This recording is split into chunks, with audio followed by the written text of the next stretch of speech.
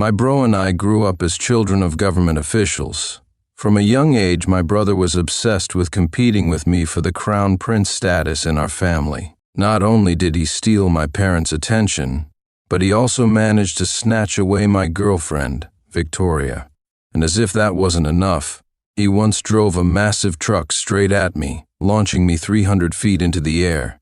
But before I could even hit the ground, I found myself reborn, back to my 14th birthday.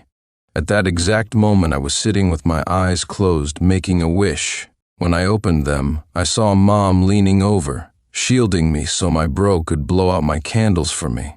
Just as she was about to start her usual spiel about how I should act like a big brother and let him have his way, I did something no one expected. I jumped up, grabbed the cake, and smashed it into his face. Blow, blow. Can't you wait till your own birthday to blow out candles? I yelled. Before my brother could start crying, I flung myself onto the floor, thrashing around like a lunatic. I clawed at my hair, screamed, crawled on all fours, did push-ups, rolled around, and wailed at the top of my lungs. I even threw in some eye-rolling and grotesque zombie-like crawling for extra effect. Mom and Dad were utterly stunned. By the way, my name is Sincere. I was reborn into my 14-year-old self, and my past life could be summed up in just 7 words: the ultimate doormat of the century. Before the age of 10, I was a so-called left-behind child. Mom and Dad were busy building their careers in the city, leaving me to live in the countryside with my grandparents. They were elderly and just wanted to enjoy their twilight years, so they didn't care much for me. In those lonely, parentless years, I kept telling myself that kindness would earn me love, and that responding to hate with grace would earn me respect. So I often sacrificed my own happiness for the sake of others. At 10, I was brought to the city to live with my parents, only to discover I had an 8-year-old brother. The next 10 years of my chaotic life proved one thing: when you endure too much, people will just walk all over you. No one respects someone who doesn't respect themselves. Of course, smashing the cake into my brother's face didn't end well for me. Dad grabbed me and gave me a solid smack across the face. Then came a thorough beating. As I was getting hit, I bawled my eyes out, venting all the humiliation I'd endured for years. "You're so biased toward him. You 3 are the real family. Why didn't you just strangle me at birth if you didn't want me? Kill me now. Go ahead. Then you can go to jail and I'll reincarnate as your father in the next life. Let's see how you like it when I play favorites and splatter you against the wall." Dad turned crimson with rage, his veins bulging like a cartoon villain. Mom just looked at me with disappointment, her eyebrows knitting together. "How did you turn out like this?" she said with a sigh. Honestly, her look of disappointment barely fazed me anymore.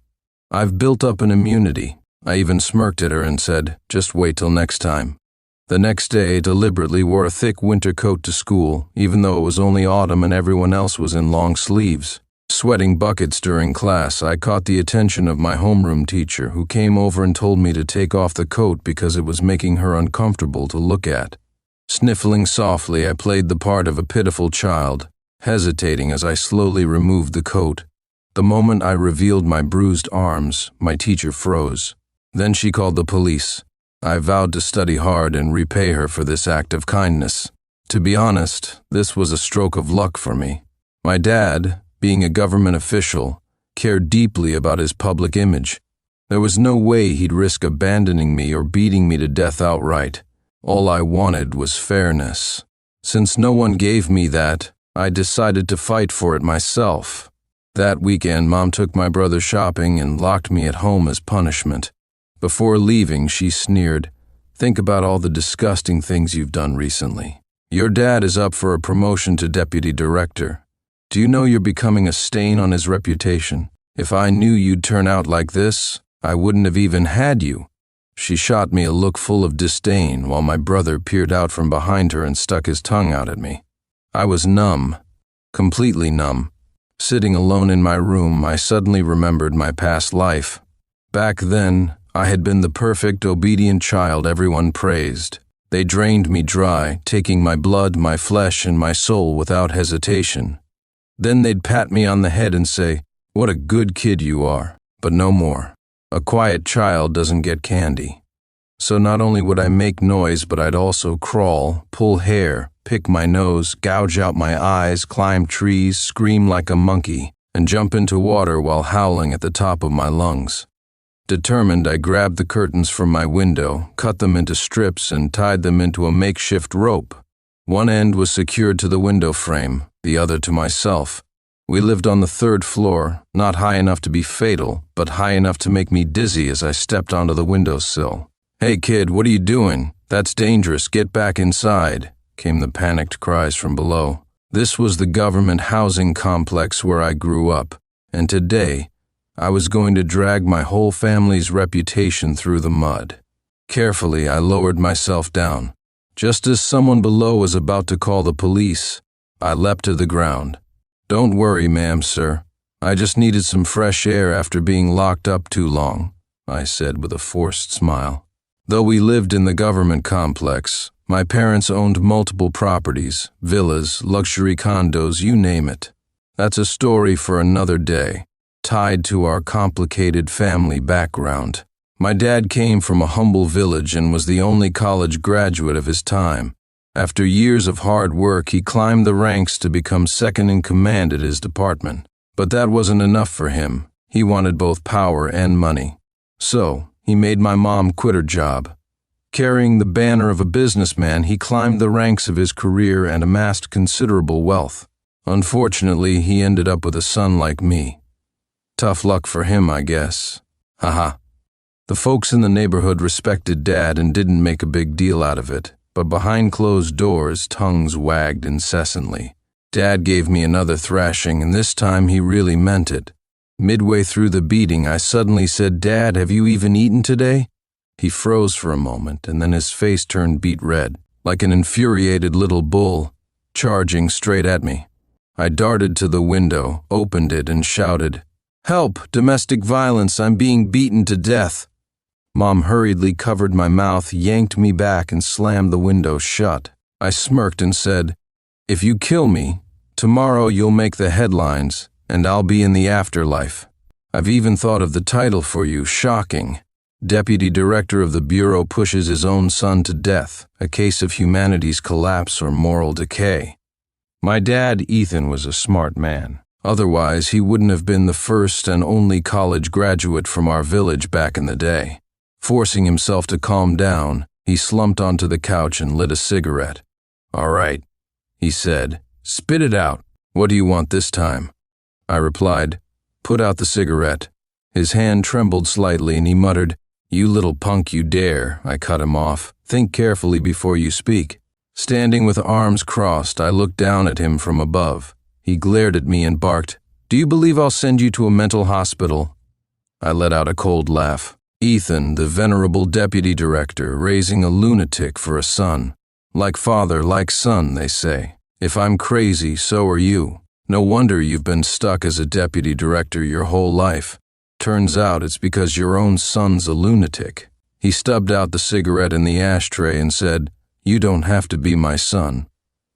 I looked at him as if he were an idiot. No way. There are people willing to raise someone else's kid just out of the goodness of their hearts? He froze again, then lowered his head, falling silent. I chuckled and said, "Oliver, you have to believe me. I don't particularly enjoy being your son either. How about we make a deal?" At 15, I successfully transformed into the family's tyrant. Even when my little brother Leo tried to snatch something from me, Mom would grab it back and throw it to me, saying, "Why are you taking his stuff? If you want something, ask Mom to buy it for you." There was no love, but there was no harm either. That was enough for me. One night Leo said to me, "Bro, I really pity you. What's the point of defying Mom and Dad? You know you won't get a dime of the family inheritance, right?" I ignored him, continuing to read my book, but he wouldn't stop. With a smug grin, he said, "Sincere, stop pretending. Mom, Dad, and I are a family. You're not welcome here. If you have any sense, you'll leave. Maybe when you're an adult, I'll convince them to give you a couple $1,000s. I hurled the book at him, hitting him square on the forehead. "Leo, why?" I exclaimed, feigning anguish. "Why would you bash your own head with a book? If I've done something wrong, let the heavens punish me. Spare my innocent little brother." Tears streamed down my face as I crawled on the floor in strange poses, yelling incoherently and smearing my brother with whatever I could grab. "Leo," I wailed, "how will I live without you?" Leo screamed, "Stay away from me." After the exams, I got into the best high school in the city. Dad wanted to throw a celebratory party, but I immediately flipped the table. "Throw one for your mom," I said tersely. In a past life, he'd thrown an extravagant banquet, inviting all his superiors and business associates. Then he made me, a 15-year-old, toast every single person with heavy liquor. I vomited so much that it took weeks to recover, and now he wanted me to do it again, over my dead body. Dad's lips trembled. "Fine," he said. "No party. Just don't lose it again." I shot him a sinister smile and began packing my things. My parents exchanged a glance, then suddenly became unusually attentive. "Are you moving into the dorms? Do you need anything? We'll get it for you," they said eagerly. I gave them a puzzled look and replied, "Dorms? No. I donated all my old school stuff." Dad asked, "Donated? What about your notes? Organize them, I'll give them to Mr. Carter's son. He's taking his exams next year." I gave a half smile. "You're quite the social butterfly, aren't you?" But I didn't refuse. After all, as long as I got what I wanted, I could still acknowledge him as my dad. "Already packed," I said, handing him a meticulously prepared set of study notes, neatly written and well organized. Dad's nostrils flared with excitement.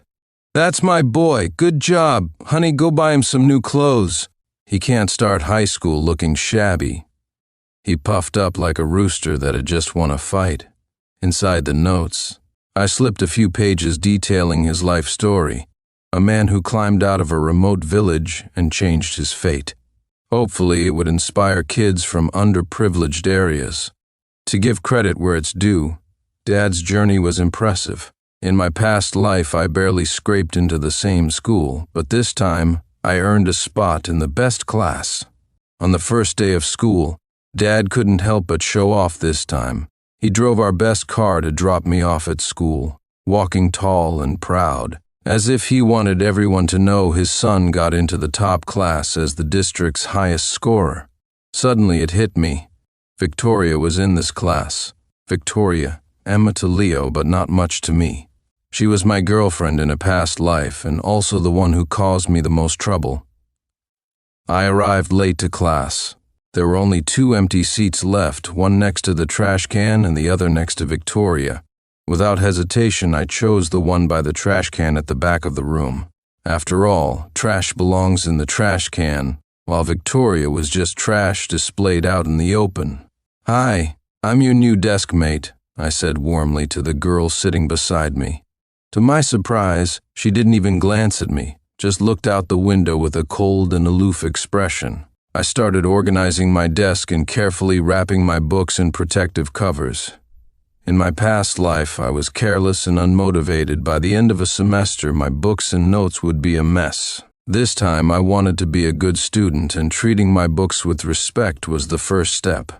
If I respected the books, they would respect me in return. So I meticulously wrapped each book and turned the pages gently. Then, a snide voice came from next to me. "Wow. Nice act. Are you treating them like antique paintings or something?" I was speechless. The first class was homeroom. Our teacher asked everyone to introduce themselves, starting from the front row. I thought about what to say. Maybe, "Hi, I'm sincere and I love being crazy." No, that would draw too much attention. I'm here to study, not to stand out. Unexpectedly, my desk mate stood up first, flicked her hair and said, "Hi everyone, I'm Zoe. I'm a girl chosen by magic. My right eye seals magical powers, and my dream is to become the queen of the night." I was dumbfounded. The class erupted in laughter. When it was my turn, I stood up and said, "Hi, I'm sincere. My dream is to become my dad's dad." The class fell silent. Next was someone else. "Hi, I'm Dylan. My dream is to become a slipper, like the one my mom hits me with. Another said, I'm Bella. My dream is to be a princess. After Zoe's over-the-top introduction, the rest of us couldn't compete no matter how ridiculous we were. When it was Victoria's turn, she spoke with a soft, slightly amused tone. Hi, I'm Victoria. My dream is to open a little store and take care of lots of stray cats and dogs. I was taken aback. I didn't expect her to have such a simple dream. Thanks to Zoe's quirky humor, our class bonded quickly. That day would remain a bright, sparkling memory in the years to come. Time flew, and soon I was in my senior year. Over the past 2 years, Victoria and I had maintained a polite distance. She was reserved and composed. In my past life, we had danced around each other for 2 years before I finally mustered the courage to confess to her in senior year. We started dating, but shortly after, Leo joined us and we became an awkward trio. Leo took advantage of my good nature, and with constant nagging from my parents, I ended up being his servant. I'd convinced myself that as his older brother, I had to take care of him. But really, I was just a kid too. It wasn't my responsibility to look after him. Those memories were too painful to revisit. This time I resolved to stay far away from those two. My only focus was on studying. If anyone distracted me, I'd bite. Coincidentally, I ended up sitting next to Zoe for all 3 years. She was the most peculiar girl I'd ever met. In class, she'd rest her chin on her hand, gazing dreamily out the window. During study periods, she'd pass notes with the person in front of her, gossiping about which boys in other classes were the cutest. After class, she'd act out. One time she suddenly cried out, "Ah, it hurts. My right hand, it's in pain. Is the magical seal about to break? Let me try." Magical girl awakening transformation mode. I was utterly speechless. I couldn't fathom how someone like her, perpetually in her own fantasy world, managed to ace every exam and always come in first place. "Zoe," I asked her one day, "how can a quirky girl like you be such a top student?" She rolled her eyes at me. "What quirky girl? Stop spreading lies that ruin my image as a cool and aloof goddess." I was at a loss for words. Seeing I wasn't responding, she leaned closer and said, "Magic is built on science. If I don't master science first, how can I delve deeper into the magical world?" I stared at her, dumbfounded. "What magical world are you trying to explore?" Zoe lowered her gaze, her cheeks turning pink. In a soft voice, she said, "For example, is love just a surge of hormones, or is it an unknown magical attraction?" In my senior year, I started boarding at school to save time on commuting. If I could, I'd have slept in the classroom. I was desperate to make the most of every second to study. Even with the advantage of 2 lifetimes, I was only managing to stay in the top 5 of my high-achieving class.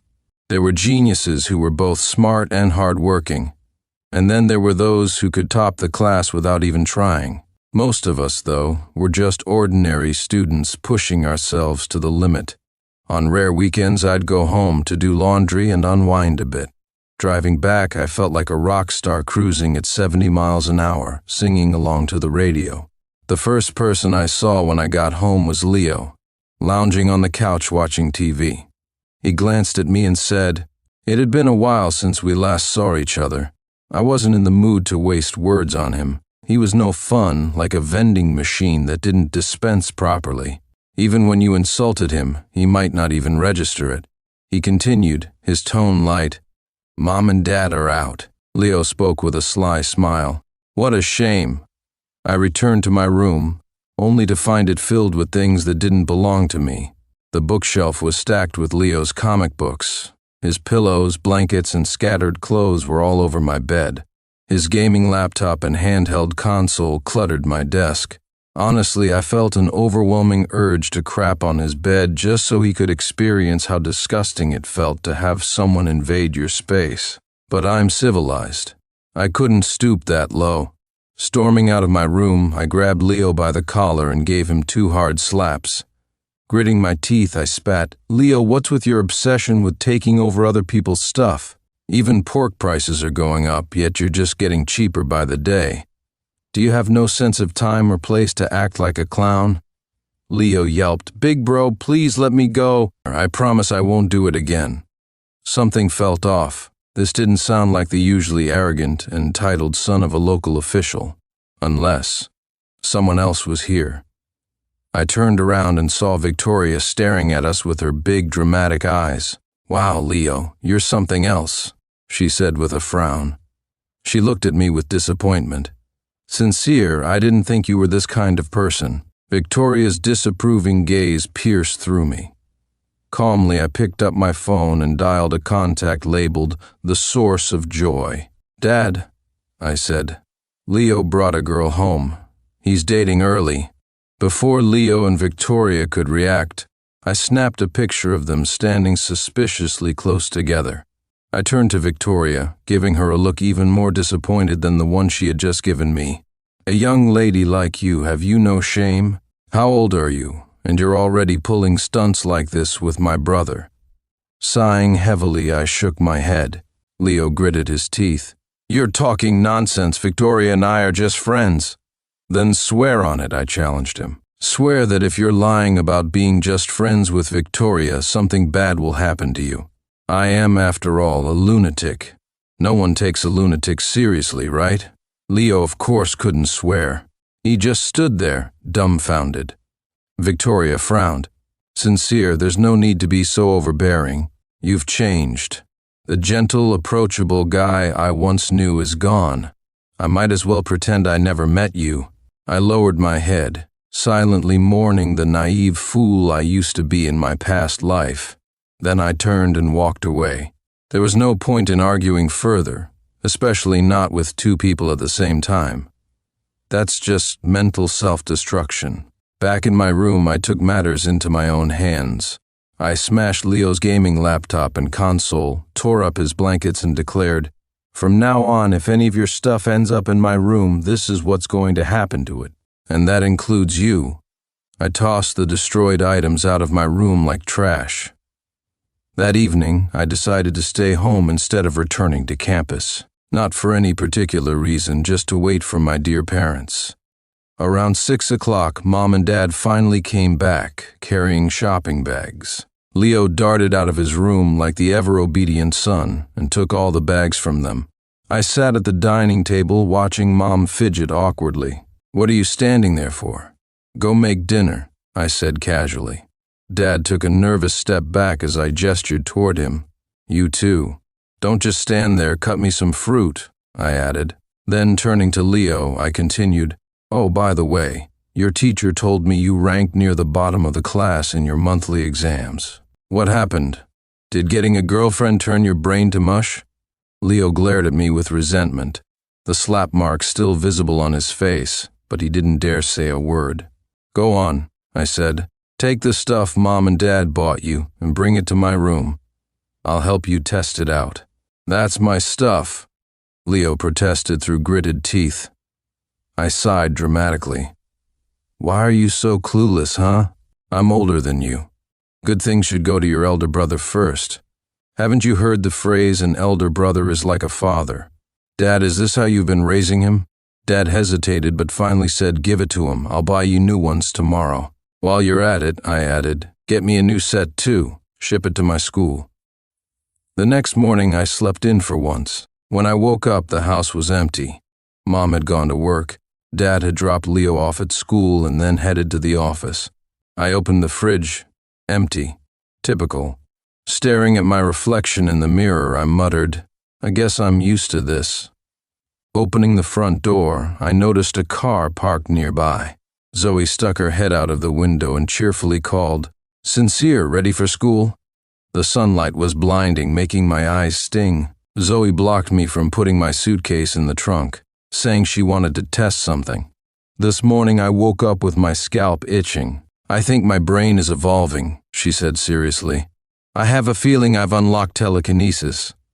Ignoring the driver and me, she grabbed the suitcase herself and effortlessly lifted it into the car. "See that?" she said with shining eyes. "I told you. I didn't even use much strength. My telekinesis did all the work." I was speechless. The suitcase was completely empty, just an empty shell. She turned to me again. "By the way, have you had breakfast?" I shook my head. Her eyes sparkled. "Then you need to try this magical burrito." She looked at me expectantly. I was starving, so I grabbed the burrito and took a big bite. She stared at me in awe. "You know magic too? How did you make it disappear so fast?" I ignored her nonsense. The burrito was delicious, warm, savory, and absolutely satisfying. If only a few more could come, I thought. Then, the next second, there was a faint sound. I'd let out a fart. The air filled with a strange smell. Zoe looked at me curiously and asked, "Are you here to, do your business?" The driver in the front row coughed awkwardly and said stiffly, "Miss, if we can't hold a proper conversation, maybe we shouldn't talk." With college entrance exams approaching, I decided not to go home on weekends anymore and threw myself into relentless study at school. Zoe also applied to stay on campus, and even Quirky seemed to have finally adopted a more studious attitude. The classroom was tense. As the top school in the city and the best class in the school, everyone had been pushing themselves to surpass each other. After all, we had been together for 3 years, except for the reshuffle in sophomore year when arts and sciences were divided. One day before the exams, I moved into a hotel. Zoe was picked up by her family but returned that afternoon with her entire family, moving into the suite next to mine. When we met at dinner, she smiled and said, "What a coincidence, Sincere." On the first day of exams, as I stepped out of my room, I saw Zoe tilting her head and smiling at me. She blinked and asked, "Got your exam permit and ID? Let's head out together." After the exams, I felt I'd done pretty well, but turning 18 soon meant my family would no longer be obligated to support me. I needed to figure out how to support myself. I planned to get a summer job, maybe tutoring, and save as much as I could. Coincidentally, a publishing house reached out, wanting to buy my class notes from the past 3 years to publish as study guides. It was a generous offer, enough to cover my college expenses with careful budgeting. The editor told me they had initially approached Zoe, the school beauty, but she claimed her notes were magically recorded and non-existent, so she recommended me instead. A lifesaver, truly. After the exams, I stayed at home, idling and waiting for my 18th birthday. In my previous life, my coming-of-age celebration had been a disaster. My dad threw a grand banquet, inviting local elites and business tycoons. During the event, he made me toast all the guests, from the most important to the least, from the oldest to the youngest. Some kind-hearted guest tried to dissuade him, saying, "He's just a kid, don't make him drink so much." But Dad laughed it off and said, "What's the harm? He's a grown man now. A real man should be able to handle his liquor." I got quite tipsy and instinctively looked for Victoria. She was surrounded by a group of young heirs, with Leo standing next to her. They were all laughing. One of the heirs, with a mischievous grin, asked her, "Victoria, describe your boyfriend in 3 words." It seemed she'd lost a game of truth or dare. Pouting, she waved her hand dismissively and said, "Dark, small, strong." I was speechless. The heir smirked and asked, "Dark where? Small where? Strong in what way? Dark skin? Short stature, strong wrists?" When the exam results were released, I received a call from the top university. I had ranked 9th in the entire state. Our class group chat was already buzzing. The top scorer was, of course, none other than Quirky Zoe. But I, the dark horse of the year, had secured 2nd place in the class and 9th in the state. Our homeroom teacher spammed the group with messages saying, "Hard work truly pays off." He even wrote a heartfelt essay in the group admitting, "I was genuinely worried about Sincere's mental state towards the end. He seemed almost possessed, and I didn't dare to intervene." Thankfully, it all turned out well. 2 students in the state's top 10 from our class. I'm going down in history." Then he asked half seriously, "Do you think the school will put up a plaque for me? Maybe even a statue? What pose should I strike?" Honestly, if anyone's mental state deserved concern, it was his. Just as everyone began congratulating Zoe for her statewide 1st place, she haughtily declared, "You should congratulate Sincere instead. As a mere mortal, I hail him as the strongest." Zoe seemed to have some sort of premium chat membership. Whenever she spoke, colorful effects filled the screen. With just a few words, she shifted the group's focus onto me. I quickly messaged her privately. "Shut up, Zoe." She sent back an eye roll emoji and replied, "Mortal, come outside." "Come where?" I wondered aloud, and instinctively glanced downstairs. A car was parked there. I rushed downstairs but was intercepted by my parents. Dad asked, "Where are you off to, son?"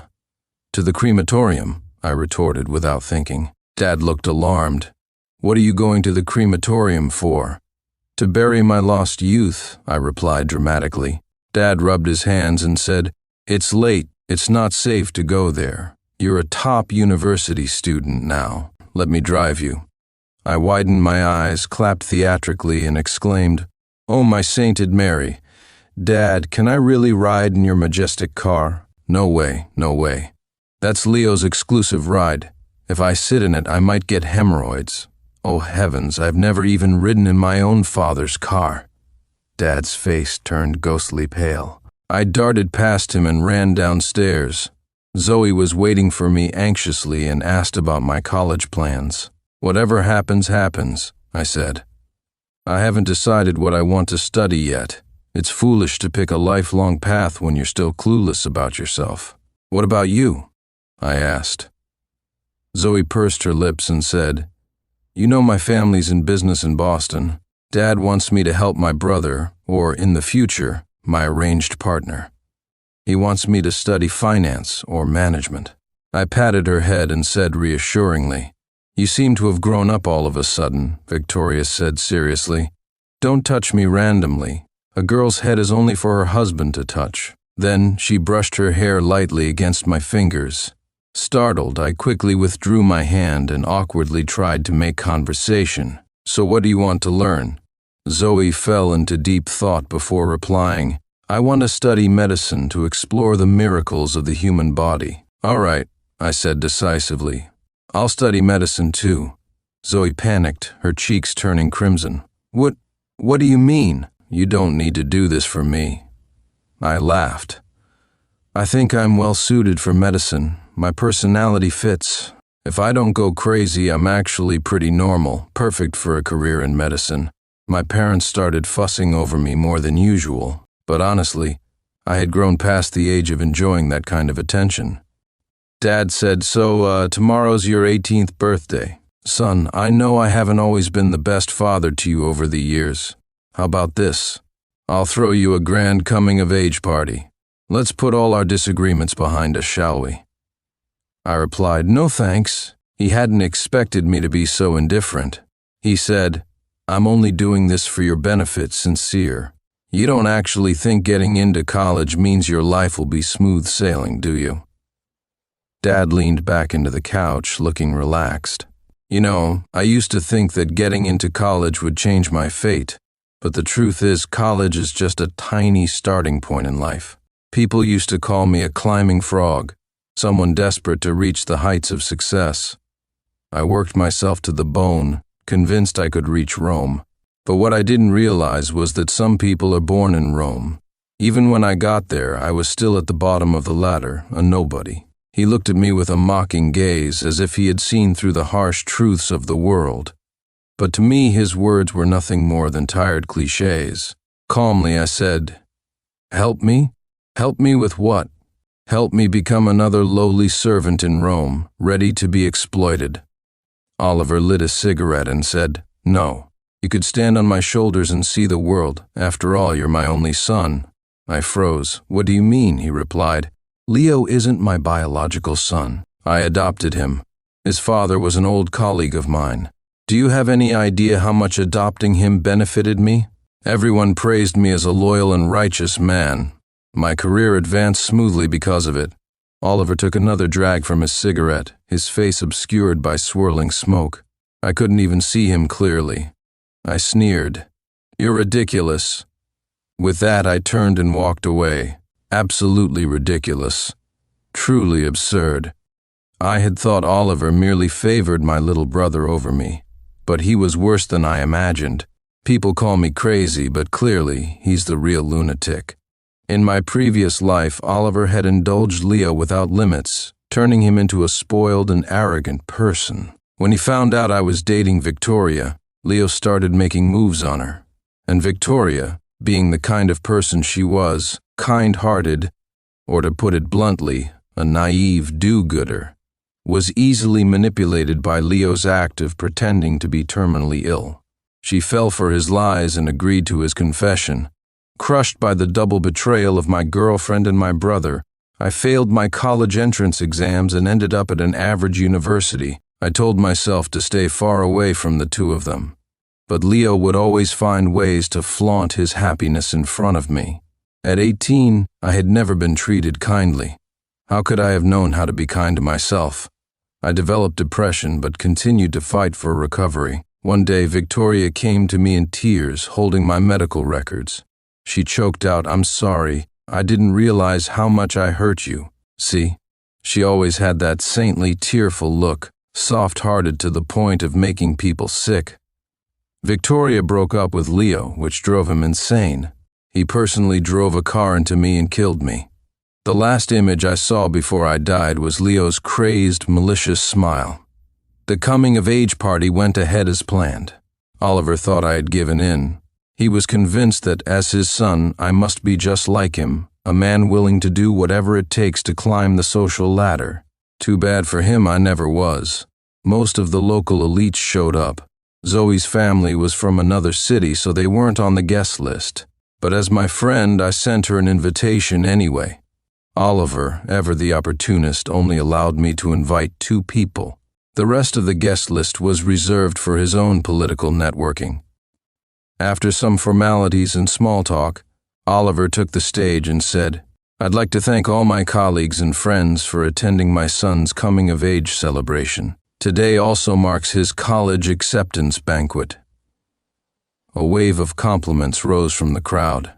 Vice Director Oliver really knows how to raise a child. Such outstanding achievements. Oliver nodded at me, signaling me to go up and say a few words.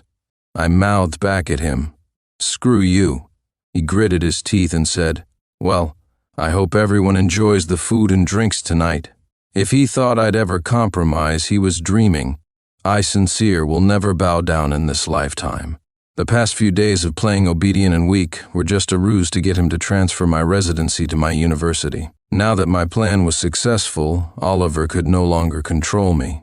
I grabbed some food from the buffet, but as I turned around, I froze in place. There stood Zoe, dressed in a stunning ice blue satin gown.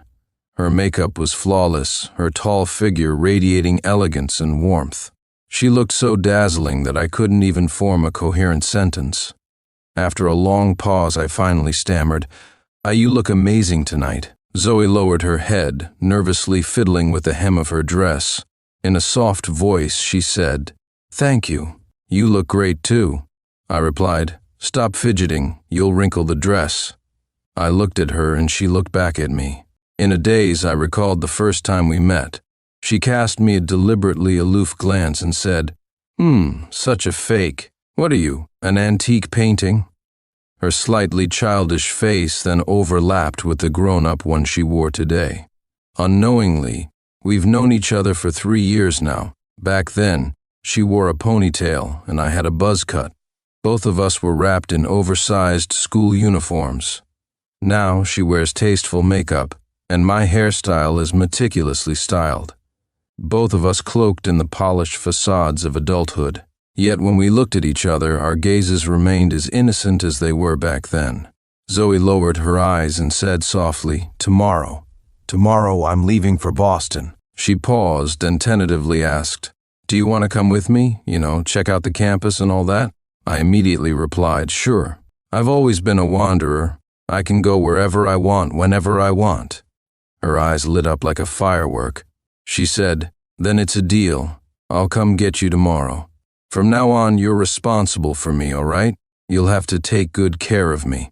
Feeling a bit mischievous, I leaned in closer and teased, "Oh? And how exactly would you like me to take responsibility for you?" Zoe's face turned crimson, her form-fitting dress revealing glimpses of her long legs. She replied, "I'll give you money, and you take care of me."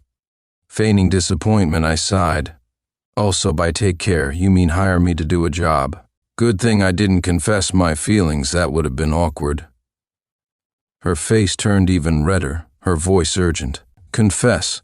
Confess already. It's not an employer-employee relationship." I poked her cheek and said, "Miss Zoe, would you be my girlfriend?"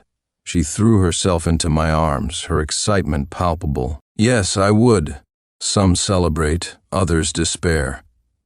While Zoe was looking at me with eyes full of affection, on the other side of the banquet hall, in the corridor, Leo was down on one knee confessing to Victoria. "I really like you, Victoria. Would you be my girlfriend?" he pleaded, his voice trembling.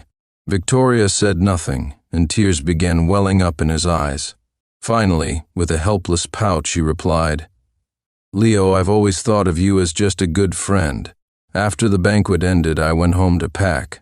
Aside from 2 sets of clothes, I packed nothing else. During my years with the Oliver family, I'd eaten and used their things, but I planned to repay it all in full in the future. As I opened my door, the faint moonlight revealed Leo sitting on the couch, flipping a coin. The floor was littered with coins he hadn't caught. Playing this game in the dark, classic Leo. "You must feel pretty smug, huh?" His ghost-like voice startled me. "You must have known for a long time, right? I'm not Mom and Dad's biological son," he said. "So what? Sincere, I've enjoyed years of the familial love that was supposed to be yours. Are you jealous of me?" I warned him. "Don't lose your mind in front of me." He laughed mockingly. "Oh, by the way, Sincere, do you know what Victoria said about you?" she said. "Aha, she said you're like a cockroach, impossible to kill." Leo stood up, provoking me further. "Everything you have will eventually be mine. Even your biological parents didn't want you. What makes you think Victoria would?" Dragging my suitcase, I replied, "Sure, take it all. Take everything. Oh, and didn't you want my room to store your stuff? Go ahead. Fill it up. Put whatever you want in there." With that, I left without hesitation. I didn't want to stay in this house for even another second. "You'd better die out there and never come back, Sincere," Leo screamed behind me. I turned back and said, "Leo, you're pathetic." In response, he hurled a fruit knife at me, losing control of his emotions. I don't think even he expected his aim to be that accurate. The knife struck me square in the chest and I collapsed. When I opened my eyes again, I was in a hospital bed. Mom was sitting by my side looking worried. I immediately touched my chest. Wait, no wound? Then I remembered. I'd put my vocabulary notebook in my chest pocket. Years of studying had made me accustomed to carrying it there. I was even planning to keep competing in English once I got to college. See? Respect books and they'll respect you back. "You're awake, Sincere," Mom exclaimed anxiously, rushing to grab a pen and paper. "Quick, write a statement of forgiveness for Leo. Your dad sent him to the police station." Ah, classic Mom. With a blank expression, I said, "Sure, I'll write the statement. But in return, you write me a document severing our ties." "You're so selfish," Mom howled. "You weren't even injured. That's your brother." I didn't respond. I simply lay back down. She started yanking at my blanket, trying to force me to sit up. Honestly, I think I fainted out of fear. Who wouldn't be terrified seeing a knife sticking out of their chest? "I raised you for 8 years, she shouted. "Is this how you repay me? You're an ungrateful brat." I bolted upright and shook my head frantically. "I don't want to hear it. You're not my mom." What kind of mother sides with her son's attacker after he nearly got killed? "You're Leo's mom." Dad said Leo was adopted. Actually, I'm the one who's adopted, right? I began to lose it. "You're talking nonsense. Leo isn't adopted. He's my biological son," she yelled. "I left him in the countryside as a baby and brought him back when he was 3. We've been inseparable ever since. He's my only son." I was speechless. She'd completely lost it. What kind of karma was this? The next day I was discharged from the hospital. Leo was released as well. Both of us had grown silent and withdrawn. Oliver went to work, leaving the house to that mother-son duo. Dragging my suitcase, I waved at them and said, "Goodbye. I won't say see you again because I never want to see you again." I walked out of the house and into the bright sunlight. Zoe leaned out of the car window, giving me a wink. She was waiting for me. My future was still ahead, waiting to unfold. Extra one. Leo, when did I first realize it? Maybe when I was 6. That's when I noticed I didn't look anything like my parents. People said I wasn't their biological child. They looked at me with pity, saying my father was one of Dad's subordinates and I was adopted. Dad always looked at me with this detached gaze, filled with condescension and pity. Mom, on the other hand, gave me all her love. But it felt like she was looking through me at someone else. When she called me Sincere, she always seemed distracted, as if lost in another world. After a while, she stopped mentioning Sincere altogether. Her gaze softened, filled only with love when she looked at me. But when I was 8, the real Sincere came back. He was dark-skinned, scrawny, tiny, with cracked lips and rough hands. I was so much better than him. Surely Mom and Dad loved me more. Of course they had to. I got all the best food and toys. Whenever I wanted something, Sincere would reluctantly hand it over. He didn't belong in this house. He was the outsider. I'm not sure when, but the thought rooted itself deep in my mind.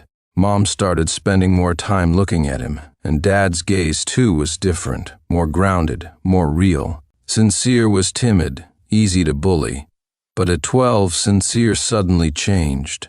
He became wild, like a madman. I watched in glee as he got beaten, covered in bruises, thinking to myself, "Go harder, just beat him to death. I don't want this brother." But Dad didn't. Later, Sincere got into the top university in the country. He was finally leaving. But why did he have to go to the same school as Victoria, my childhood crush? At Sincere's coming-of-age party, I confessed to Victoria. I told her I liked her. She said, "I like boys who study hard." I promised, "I'll study harder. Will you be my girlfriend? I'll work even harder." She shook her head and said, "I only see you as a good friend." I asked if she liked Sincere. She admitted she did. She said she admired his diligence, his focus, and his courage to express himself. I immediately played the pity card, squeezing out a few tears. I knew Victoria had a bit of a savior complex. If I looked pitiful enough, she'd agree. But this time she pushed me away with a look of disdain. She said, "I used to think kindness was the most important thing. I thought Sincere and I were alike, people who didn't argue, who always tried to please others and always got the short end of the stick. But then he showed me what it means to shine brightly. I want to be someone like him." When I got home, I lost control. I threw whatever I was holding at Sincere. I forgot it was a fruit knife. Luckily, Sincere wasn't hurt. I hated him, but I didn't want him dead, as long as he didn't take what was mine. The next day, Sincere left with his suitcase. Dad turned to me and said, "When you turn 18, you'll leave too." The way he looked at me was as if I were something dirty. Overnight, I lost everything. At 18, I failed to get into college and was kicked out of the house. That's when I realized how harsh life could be. Years later, I came to understand. I had been the one taking Sincere's things all along. Everything I thought he stole from me had always been his to begin with. I was the thief. Extra 2, Sophia. My name is Sophia, a woman who worked hard to get into college and became a teacher to escape my circumstances. When I was 23, I met Oliver, a man who had also paved his way through sheer effort. We got married and had a chubby, healthy baby boy. Oliver wanted me to quit my job, but I refused. I knew too well the value of what I'd earned through hard work. I would give up anything but my career. I suggested hiring a nanny, but Oliver rejected the idea. "I'm just a junior staffer," he said. "People are watching me. How could I possibly hire a nanny?" So we sent our son to live in the countryside. The day we left him there, he cried his heart out, but I didn't look back. I believed he'd understand when he grew up that having successful parents would bring him countless advantages. But then Oliver brought home a baby, saying it was the child of a colleague who had died in a car accident. He wanted to adopt the baby. I refused. I couldn't even raise my own son. Why should I raise someone else's? But this time, Oliver offered me a deal. He said he wanted to start a company but couldn't under his current position. He needed me to quit my job and front as the company's owner. I didn't understand the complexities, but I trusted him. He wouldn't dare harm me. I agreed on the condition that we bring our son back, but he refused again. We just adopted a child, he said. People are watching. We can't risk it. Just a little longer. I'm about to get a promotion. He held me close while I stared at the baby, my heart aching for my own child. Eventually, the guilt broke me. I brainwashed myself into believing this baby was mine, my only child. When my real son came back, I treated him like an intruder. In the end, I drove him away. As he left with his suitcase, he said, "Goodbye." Deep down, I knew I was losing the most precious thing in my life. I wanted to reach out, to hold him, but I couldn't come up with a single reason to stop him. They say those closest to the situation are the most blind, while outsiders see everything clearly. But those caught in the midst of it all can never truly see what they want. They stubbornly charge ahead like a broken pot left to shatter, their minds clouded with confusion. I'm old now. Sincere sends me money every year for my living expenses, but he's never come back. Oliver and I searched all over Boston for him, but we couldn't find him. Together, Oliver and I calculated our assets, keeping only what we needed for daily life and converting the rest into cash to send to Sincere, hoping it might bring him back to see us. But he didn't want the money, nor did he want us. Oliver said his life had turned into a joke. All he ever wanted was to climb higher, no matter the cost, so his children could stand on his shoulders and suffer less. But in the end, there were no children left to stand on those shoulders. If he could do it all over again, he swore he would never have adopted Leo. And if I could do it all over again, I would have treated my Sincere better. I had so many chances to be good to him, but I didn't seize a single one. My Sincere. For the rest of my days, I never saw him again. Side story 3. Zoe. I grew up in Boston. My parents were always busy with their business and had no time for me. So, I grew up watching anime and reading novels, happily morphing into a quirky girl with magical powers. My parents, embarrassed by me, shipped me off to a prestigious high school in Virginia. It was there that I met the love of my life. On the very first day of school, I bumped into this boy, carefree, confident, and humble. Every part of him fascinated me. But let me tell you, winning the heart of Miss Zoe wasn't an easy feat. I turned my head away and ignored him as he meticulously wrapped his books in covers, like a collector handling priceless artifacts. I scoffed coldly, "Wow, look at you. What are those, rare art pieces?" He didn't even look up. Through my clever scheming, I managed to become his desk mate for all 3 years of high school. Once, when the seating chart was briefly rearranged, a girl ended up sitting next to me for a short while. My relentless chatter drove her to beg the teacher to move her seat. But Sincere? He never minded that I was quirky, never minded that I bombarded him with gossip, and never minded that I used his arm as a pillow for naps. He was so good to me. But for someone so wonderful, Sincere led a tough life. I knew that no one ever showed up for his parent-teacher conferences. My parents, on the other hand, would fly in from Boston just to attend mine. But Sincere? He'd sit there all alone.